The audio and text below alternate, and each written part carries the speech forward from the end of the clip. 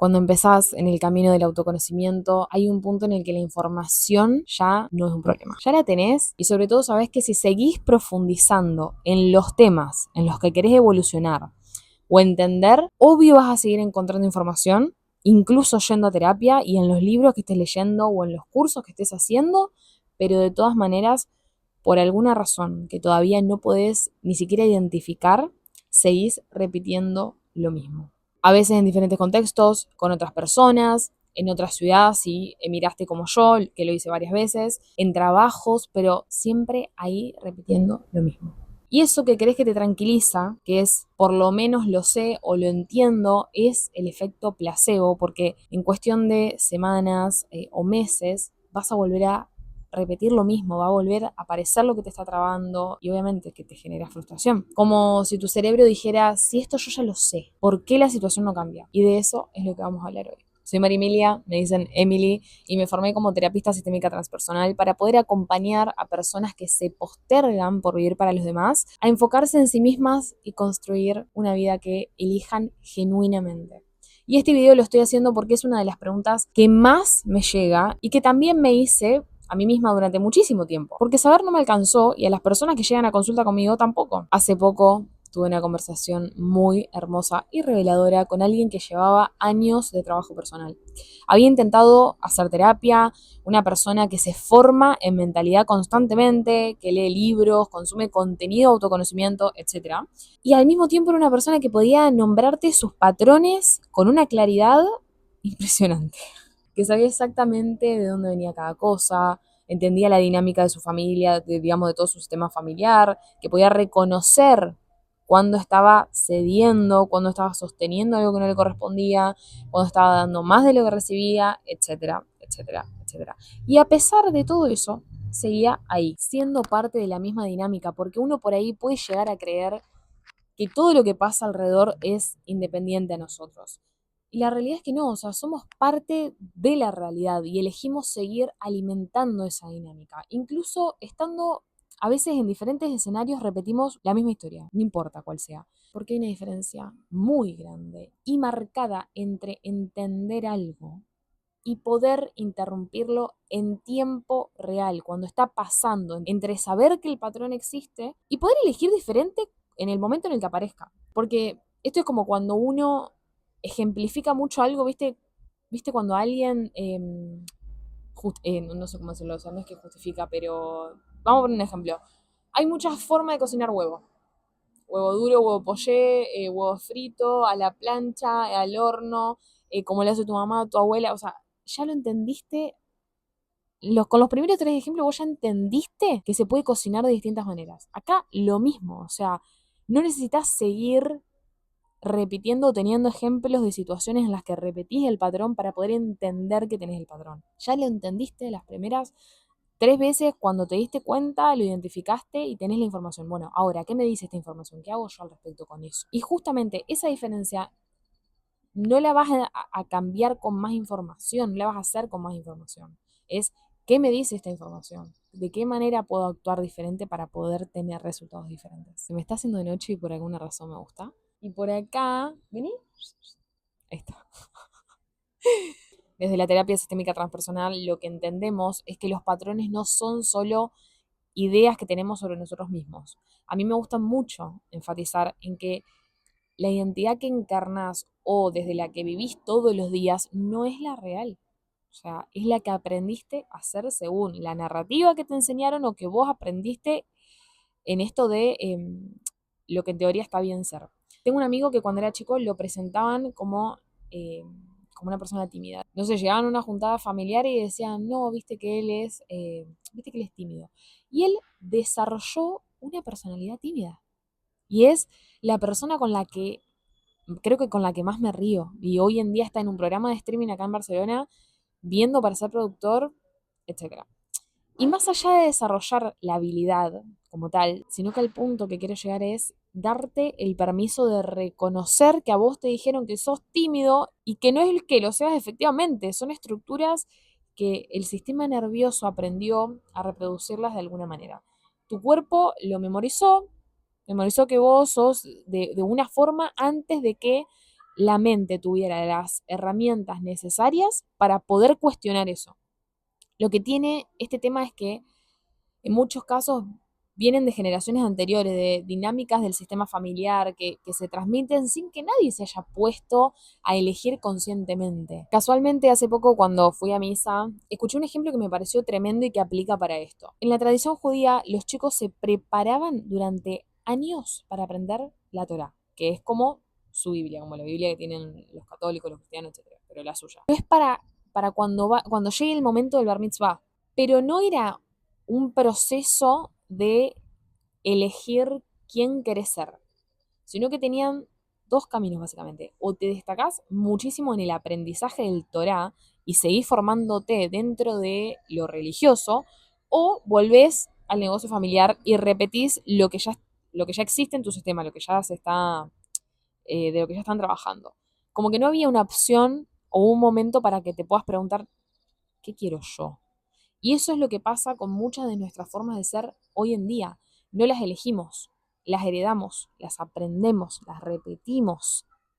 Y todo esto es automáticamente. Y cuando alguien lleva tanto tiempo, tantos años en un patrón de vivir para los demás, de postergarse, de sostener cosas que no te corresponden, hace que ese patrón no se quede solamente en nuestra cabeza, sino que lo tenemos en el cuerpo. Está en cómo reaccionas antes de pensar, está en la culpa que sentís cuando intentás priorizar algo propio.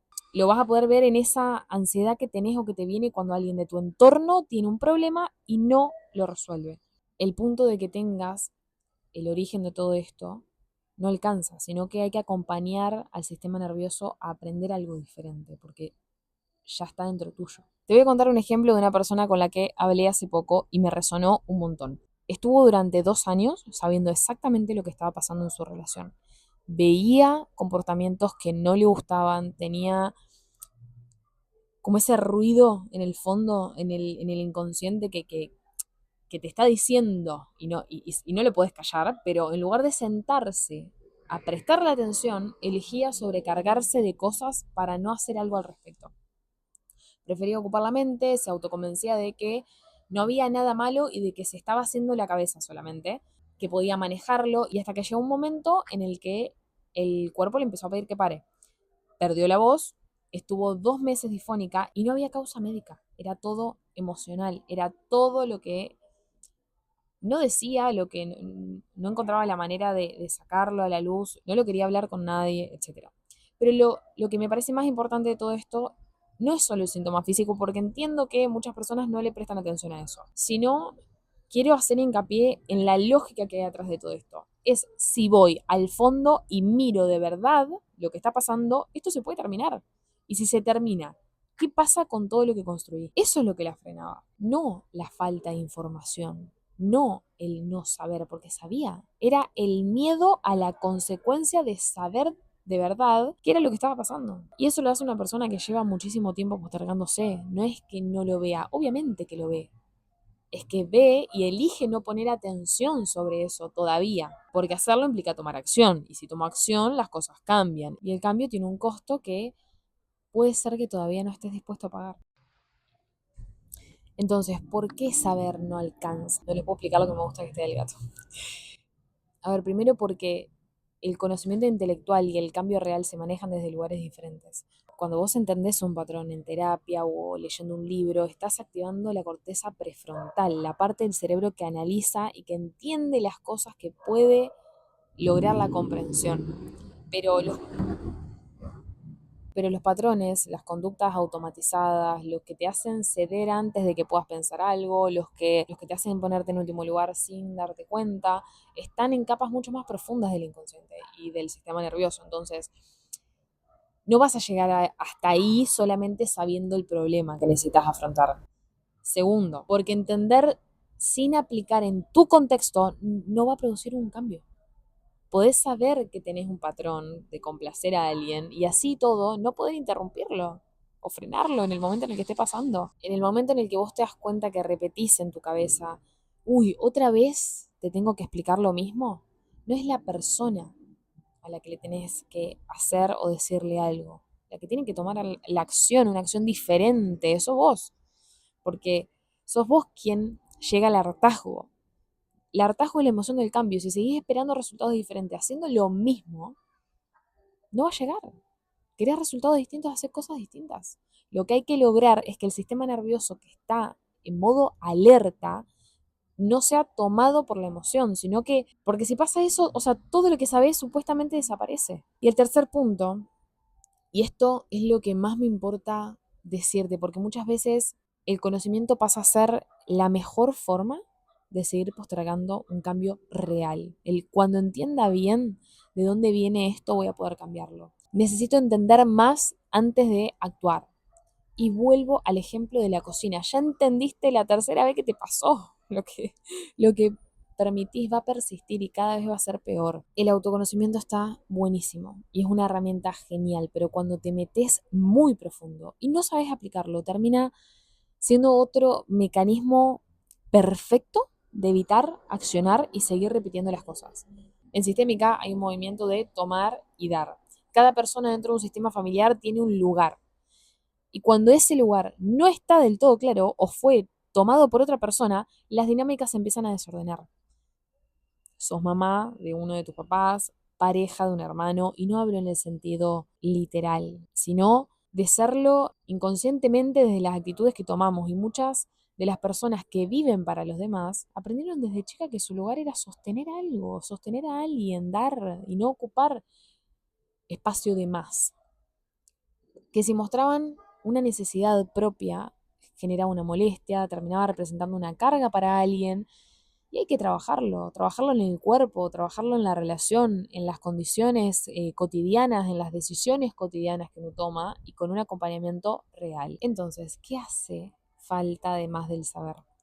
Basta información y busca la aplicación, no un libro más, no un curso más o lo que sea que estés haciendo, sino un espacio donde lo que ya te diste cuenta, lo que ya tenés claro, se empiece a manifestar, a proyectar, a traducir, a materializar, como le quieras decir, en, pero que pase a tomar una forma material en cómo te mueves en tu vida cotidiana, en las conversaciones que tenés, en las decisiones que estás tomando, en lo que haces cuando alguien te necesita y vos también te necesitas y no te animás a ponerte primero. Lo segundo es trabajar el sistema nervioso, o sea, si tu cuerpo está en constante alerta, no hay elección real posible. O sea, vos pensás que si se siente en modo supervivencia, si hay algo, si se siente que algo le puede matar, que le puede hacer daño, ¿cómo va a tomar una decisión genuina desde ese lugar? La regulación no es un lujo, es la condición base para que cualquier otra herramienta funcione. Sin eso, todo lo que aprendés se cae en el momento en el que necesitas usarlo. Porque no sabes.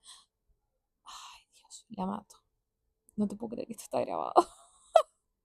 Pánico.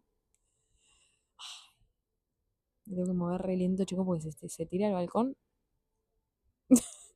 Bueno, ejemplo de regulación emocional. Por Dios. Esto lo voy a subir así, me río mucho. Ay, no, chicos. Deporte extremo tener gatos con un balcón y que no. Pues se tira y no les recupero más. Dios.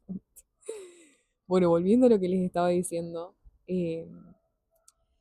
Uno tiene que poder materializar las decisiones. Materializar no es la palabra, como poder identificar cuándo necesita poner un freno, porque si no, todo lo que aprendes, cuando más lo necesitas, desaparece. Y eso, si no tenés un sistema nervioso regulado, no lo puedes hacer. Y lo tercero es entenderlo desde el origen sistémico, desde lo que estás repitiendo, para poder ver qué es genuinamente tuyo, qué es lo que te corresponde y qué cosas estás repitiendo por ser leal inconscientemente hacia un sistema que aprendiste a sostener antes de que pudieras elegir si querías hacerlo, obviamente. Cuando trabajas estas tres cosas juntas, volvés el cambio real y sostenido. Si llegaste hasta acá, probablemente no estás en el principio del camino, no es que lo estás descubriendo, ¿sabes? Un montón y te diste cuenta de lo suficiente. Quizás lo que te está faltando es tener un espacio donde todo eso que ya entendés empieza a bajarse a la realidad. La persona de la que te hablé antes, la que perdió la voz, la que se sobrecargaba para no tener que mirar lo que estaba pasando, hoy está en un lugar completamente diferente. Pero es porque se dio el permiso de cambiar sin tener que hacerlo sola. Y eso es lo que yo hago. Si sentís que ya estás en ese punto, que ya sabes lo suficiente y que lo que te falta es que alguien te acompañe a bajarlo de realidad, escribime. Hablamos y vemos si podemos trabajar juntos. El link de WhatsApp para que podamos coordinar una llamada está en mi biografía y en la descripción de este video. Y si te llegó, compartilo con alguien que necesite escucharlo. A veces la persona que lo necesita ni siquiera lo está buscando. Nos vemos en el próximo video. Te mando un beso enorme. ¡Mua!